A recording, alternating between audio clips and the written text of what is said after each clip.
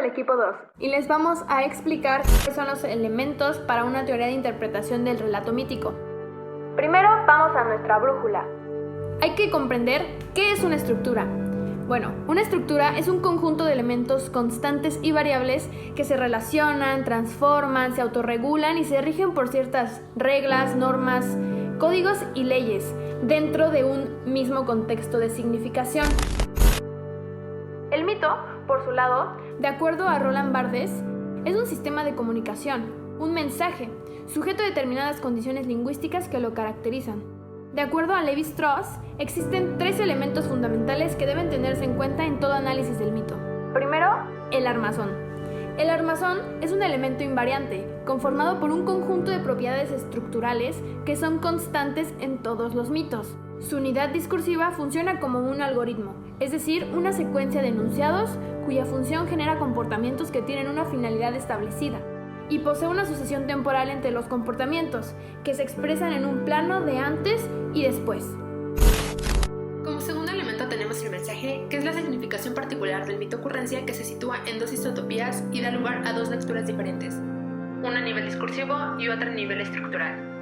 Las isotopías son un conjunto redundante de categorías semánticas que hacen posible la lectura uniforme del relato. Como primera isotopía tenemos la isotopía narrativa, pues está determinada por una perspectiva antropocéntrica que hace que el relato sea concebido como una sucesión de acontecimientos que da lugar a nuestra primera categorización entre lo individual y lo colectivo.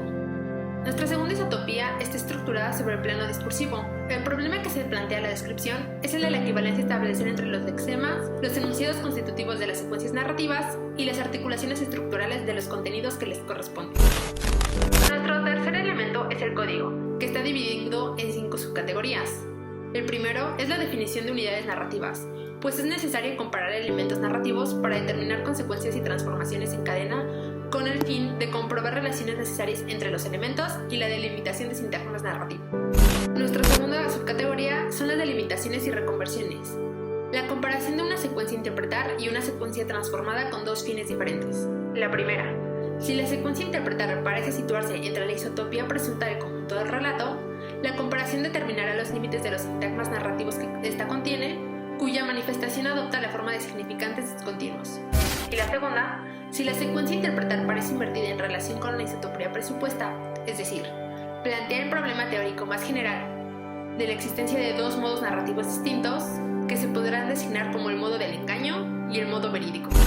Nuestra tercera subcategoría, contexto y diccionario. Se debe resolver la ambigüedad de los enunciados míticos para facilitar la reflexión del relato y condensar las secuencias de expansión. Número 4. Diccionario y código. Conjunto de categorías semánticas para explicar lo que presupone en el universo mitológico. Y finalmente, número 5. Código y manifestación. Conjunto de contenidos que juntos forman el universo mitológico. Para el siguiente apartado vamos a profundizar en el mensaje narrativo y los componentes de este. Es importante detallar que para hacer una lectura del mito es necesario conocer la estructura y las condiciones históricas dadas del mismo. Antes de profundizar en el mensaje narrativo, es importante conocer otros términos que ayuden a comprender este componente. Los términos son praxis descriptiva y transcripción en unidades narrativas. La praxis descriptiva puede comprenderse como la forma de fragmentar el armazón y el código para así explicar y describir las secuencias y elementos que componen al mito. La transcripción en unidades narrativas consiste en la presentación del texto en la forma canónica de enunciados narrativos y en la organización de los enunciados en algoritmos constitutivos de sintagmas narrativos. ¿Qué sucede después de dividir el texto?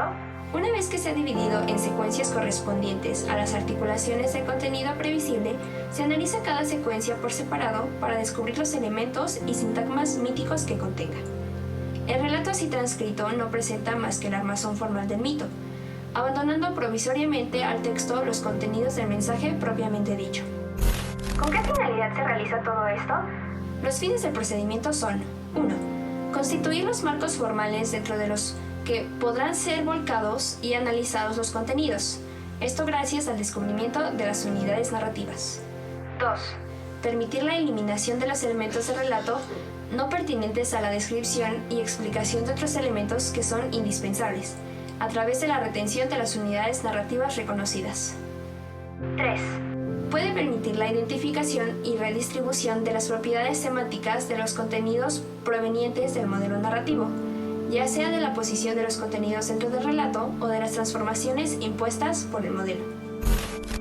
Continuando con el mensaje narrativo, ahora hablaremos de cómo se realiza la división de secuencias en el relato del mito. Esta división consiste de 6 partes principales, y estas son las que conforman esta secuencia. La primera es la secuencia inicial. Es el comienzo de todo. Se presenta como un acto en donde el héroe hace su primera intervención y sucede algo fuera de lo común, tanto consecuencia del héroe o no. La segunda es la expedición al nido de las almas. Se encuentra presente la prueba calificadora vista más por su consecuencia. La tercera es la expedición al nido de los guacamayas. En este momento se presenta la prueba principal para el héroe, pero al mismo tiempo contiene una prueba calificadora. De igual manera, existe otra característica que también pertenece a este momento, la prueba por el absurdo. La cuarta es el retorno del héroe. Sucede la duplicación de las pruebas negativa y positiva. Además, sucede el retorno del héroe con la liquidación de las carencias presentadas en las secuencias anteriores. La quinta es la venganza. Es imposible leer esta secuencia sin el código. Es posible que los papeles se inviertan y sea el héroe quien, después de haber sido víctima, se convierte en siervo. Aquí es donde se presenta la prueba glorificadora. Y la última es la secuencia final. Sucede una división definitiva en el relato con el héroe, es decir, hay una transformación total entre lo que era el héroe al inicio del relato a lo que termina siendo al final del mismo. Cada una de estas partes puede cambiar y transformarse dependiendo de las necesidades de la historia, pero se guían conforme las reglas temporales, contextuales y narrativas del mundo mitológico. Existe también otro elemento característico de los mitos. Este es los actantes y las relaciones contractuales. Hay 2 tipos de contratos. El primero es el voluntario, que es una misión de salvación, y el segundo es el involuntario, que es una misión de rescate. A lo largo de los relatos hay contratos que, dependiendo de si son aceptados o rechazados, hay un cambio de roles en el mito. Es posible que los roles que tienen los personajes dentro del relato se vayan transformando conforme al problema y a la resolución de este. Así, los actantes pueden ser sujetos, fuentes, destinadores, destinatarios, oponentes o ayudantes. Y como último apartado, debemos de profundizar en las propiedades de lo que es el mensaje estructural, empezando por la biisotopía de la narración. Aquí el relato se llega a manifestar por medio de isótopos variados, los cuales dan lugar y existencia a 2 tipos de codificaciones totalmente diferentes. Estas pueden llegar a ser cuestionadas por la falta de rasgos distintivos del relato. Este tipo de códigos deben de buscar las equivalencias y reducir sus variaciones para llegar a formar un isótopo único. Para ello, se deben considerar 2 cosas importantes. Número 1, que los objetos deben ser buscados y representados en forma de sus lexemas, o sea, en la raíz de las palabras, y en las variaciones de sus semas, que son aquellos rasgos significativos para componer el significado de una palabra. Después tenemos lo que es el objeto buscado, que en sí el objeto buscar es el análisis de las secuencias dadas que se dividen en diferentes segmentos. Por ejemplo, el fracaso considerado como una denegación y el éxito como una afirmación para crear un conjunto de identidad. Al analizar esto, los segmentos padecen una separación de 2 realidades, lo de arriba en contra de lo que está abajo. Se produce así una transformación de términos de diferentes series. Como tercer tema, en la construcción del código, la muestra narrativa denota un haz de categorías organizadas mediante las relaciones en los contenidos tópicos que se manifiestan. Y por cuarto tema, tenemos la transformación dialéctica. Dentro del marco narrativo, el conjunto de las transformaciones se encuentran englobadas dentro de un solo algoritmo. La aserción dialéctica pretende la existencia de una relación, haciendo que ésta manifieste el objeto con varios morfemas de los actores, y ésta a su vez asume las funciones de la fuente y el destinatario. En la liquidación de la carencia se pueden presentar el don negativo y el don positivo. Estos están invertidos y sus palabras pueden agruparse en las oraciones. La afirmación puede pasar a ser una negación y viceversa.